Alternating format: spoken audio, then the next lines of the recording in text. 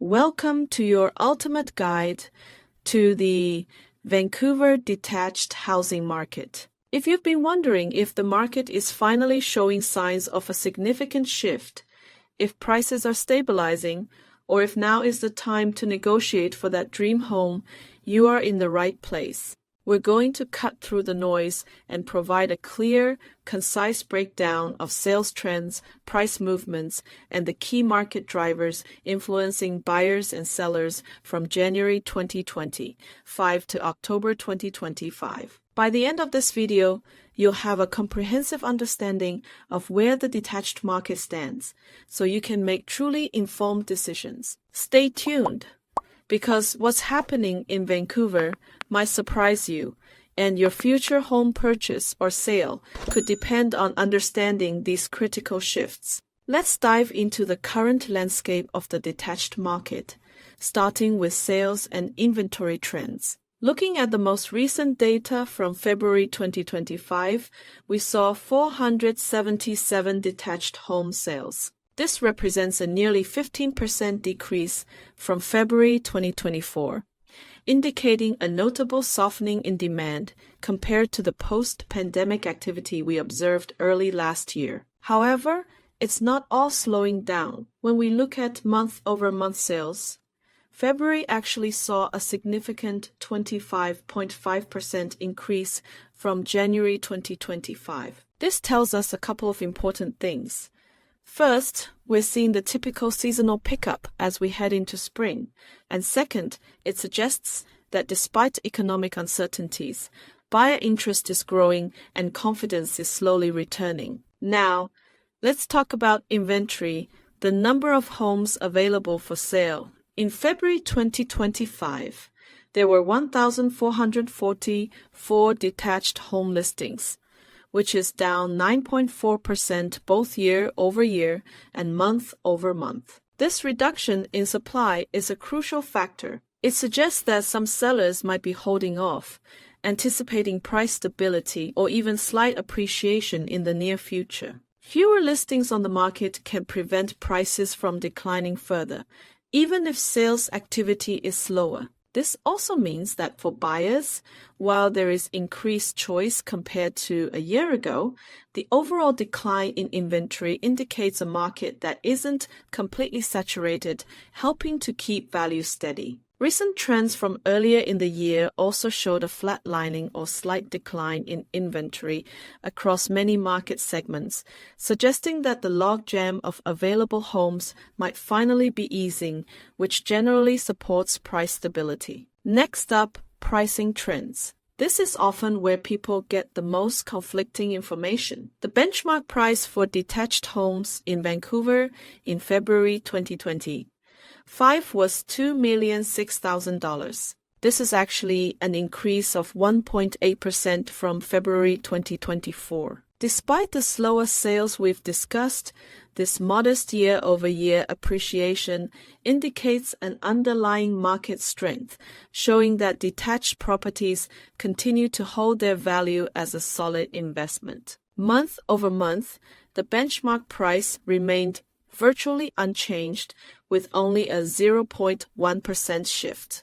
This stability points to a balanced market, where neither buyers nor sellers have a dominant advantage, allowing for more rational, less rushed decisions. To truly understand negotiating power, we look at the sales to active ratio. For detached homes last month, this ratio was 10.7%, an increase from January. While technically ratios under 12% indicate a buyer's market, meaning more than 8 months of inventory based on current sales velocity, the upward trend suggests we are gradually shifting towards more balanced conditions.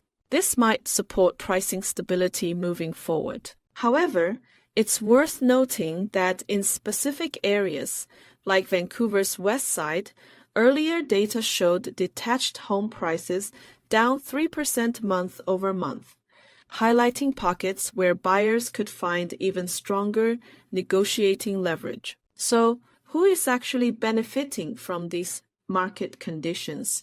And what are the key drivers shaping supply and demand? On the buyer side, we're seeing families, upgraders, and long-term investors actively engaged. Many buyers are looking to get ahead of anticipated future rate cuts, knowing that once rates drop, competition could intensify. Larger homes in suburban areas continue to be in demand, especially as affordability challenges persist in urban centers. For upgraders, a slower market like this presents a unique opportunity. You might find better deals on more expensive properties while still getting a decent price for your current smaller home. Life events like growing families or relocations aren't market dependent, so these buyers continue to drive a steady stream of activity. We're also seeing attractive presale opportunities, with developers offering significant incentives on new construction that was previously held back. On the selling side, downsizers are a prominent group. They're often option-sensitive rather than price-sensitive, thriving in a market with more choices to find their ideal smaller home. Some investors are also offloading assets to reallocate capital. However, a large portion of potential sellers are waiting for more favorable conditions, expecting interest rates to come down and buyer confidence to further increase. This creates a lagging market where both buyers and sellers are often waiting for the perfect moment. Speaking of interest rates, this is a major factor, with the Bank of Canada widely expected to cut rates in again, and further cuts indicated for later in the year. The landscape is poised for change. Lower rates will undoubtedly increase affordability for buyers, potentially driving up competition and putting upward pressure on prices. However, this also encourages some sellers to hold off, hoping for higher home values down the road, contributing to the current supply dynamics. External factors are also at play, including rising strata fees, which are pushing some condo and townhome owners to explore the detached market. New zoning laws aimed at increasing housing density, particularly in certain areas, could also impact detached home prices later this year, especially for properties with development potential. Furthermore, the financial pressure from mortgage renewals, particularly for those who renewed at significantly lower rates in 2025 and 2026, will continue to influence some sellers. Now, let's zoom in on regional performance within Vancouver's detached market in September and October, as recent analysis shows significant variations. On Vancouver's west side, the detached market is currently an extreme buyer's market, with an 8% sales ratio, 727 available properties, and just 55 sales in a recent period. The average home price here is over $3.1 million, and prices have seen a recent month-over-month decline of 3%. This represents a significant opportunity for buyers with cash on hand or substantial equity. While areas like Albertus lead with a 21% sales ratio, indicating seller-friendly conditions in that specific pocket, luxury buyers should turn their attention to Shaughnessy. With only 1% activity and substantial inventory,